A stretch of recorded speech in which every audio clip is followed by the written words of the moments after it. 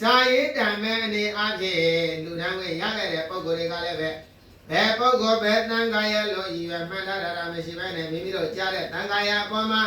တန်ခါဂုံကိုရည်မှန်းပြီးတော့လူတန်းတဲ့အဲ့ဒီကုသိုလ်ကလည်းပဲအထင်မသေးနဲ့အပေတကားပိတ်တဲ့ကုသိုလ်ဘာတကားပိတ်တဲ့ကုသိုလ်လဲဒါဆိုရင်ပုံကိုယ်၃မျိုးရသွားပြီဧတရဏငါတိနောက်တကားနံပါတ်၄က15ရက်ဆွမ်းဝါတင်ကလှူဒန်းတောက်ရကံဘုရားတော်ရဒေတာဒီမှာတော့ဘုန်းကြီးကျောင်းကရှိတဲ့အခါကျတော့တို့တွေ့တာတွေ့တော့မှတော့လာသဘက်ခလာသုဘက်ခပေါ့ဗျာဟုတ်လားရက်စုံရက်မစုံအဲ့ဒီမှာတလတန်တလ15ရက်တန်15ရက်အဲ့ဒီလိုဆုံးအုပ်တယ်လာစဉ်ဆုံးအုပ်တယ်ယူပြီးတော့မိမိတို့ပုဂ္ဂိုလ်ရဲ့ဆရာတော်တမန်တော်သံဃာတော်ရှင်သူများတွေကိုအဲ့ဒီလိုလူတန်းခွင့်ရတဲ့ကုသိုလ်ကလည်းပဲအထင်မသေးနဲ့အဲ့ဒါအပေတကားပိတ်တဲ့ကုသိုလ်ဟုတ်လားနောက်တစ်ခါနံပါတ်5ကဟောဒီလိုဒီကနေ့သံဃာတော်ရှင်သူများတွေနဲ့အသတ်တဲ့ဝါဆိုသင်္ကန်းဆက်ကလူတန်းခွင့်ရခဲ့တဲ့ကုသိုလ်နေ့စဉ်ဒုရတေအဖိုးဘွားတွေလက်ထက်ကလူတလာဒုရတေလက်ထက်ဒုရတေလက်ထက်တယ်မဟုတ်ဘူးဒုရတေရသာသမီတွေအချင်းရမိသားစုဆွေတွေမျိုးတွေကလည်းပဲဒီလိုကုသိုလ်ကိုလက်ဆင့်ကမ်းပြီးတော့ပြုလုပ်လာတာဖြစ်တဲ့အတွက်ဒီကုသိုလ်ကလည်းပဲအထင်မသေးနဲ့အပေတကားပိတ်တဲ့ကုသိုလ်ဘာကုသိုလ်လဲပေတကားပိတ်တဲ့ကုသိုလ်ဒါကြောင့်9ယောက်ရွာသွားပြီဒီတရဏငါတိလမေချစာရေးတံ15ရက်ဆွမ်းဝါသင်္ကန်းတဲ့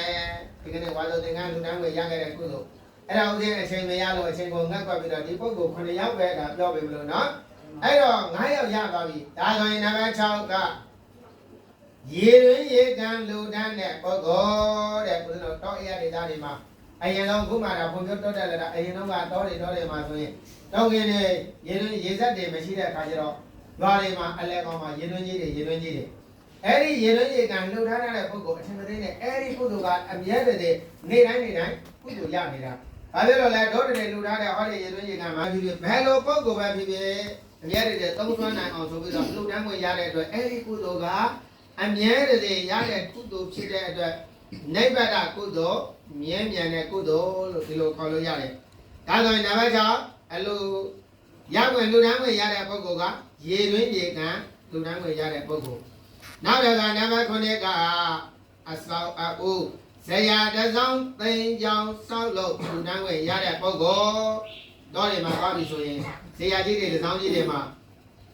မိမိတို့ရဲ့အဖိုးဘွားအပေပေတွေရဲ့နာမည်တွေကခုချိန်ကြီးရှိပါလိမ့်မယ်နော်သိနေအမြဲတည်းကုသိုလ်ရနေတာ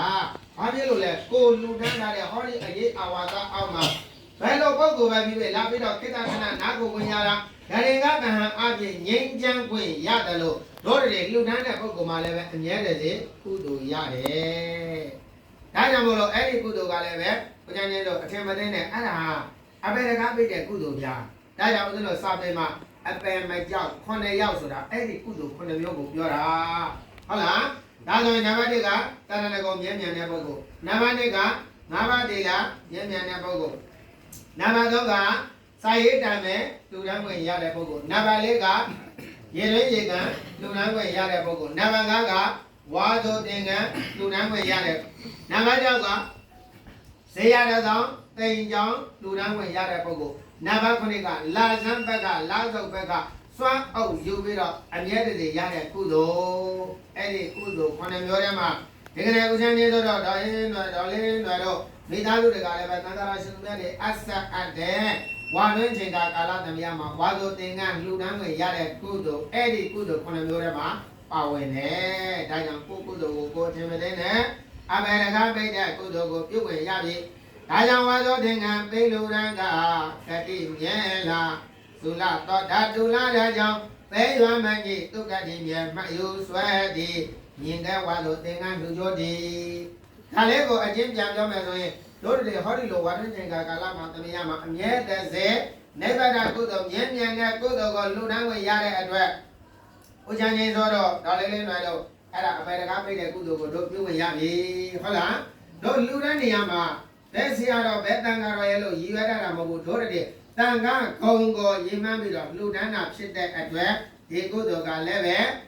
အပေတကားပိတ်တဲ့ကုသိုလ်တွေမှာပါတယ်ဒါကြောင့်မလို့ယနေ့ရက်ကိုဘုရားတပည့်တော်မှာတို့သံဃာတော်ရှင်သူများတို့နဲ့အဆက်တော်စွမ်းသင်္ကန်းကျောင်းစစ်နာမသာအကပိယဝုဒ္ဓတို့အားသံဃာတော်ရှင်သူများတွေကိုနိဗ္ဗာန်ရည်မှန်းပြီးတော့လူနိုင်ရသောဒီကုသိုလ်ကစေရနာတော်ကြောင့်တပည့်တော်မှာတို့ဒီလည်းပဲ ဤကုသိုလ်ကောင်းမှုကံစေရနာတော်သည်နိဗ္ဗာန်ရောက်ကြောင်းအထောက်အပံ့ကောင်းဖြစ်ပါစေသားရလို့ဗာဒနာ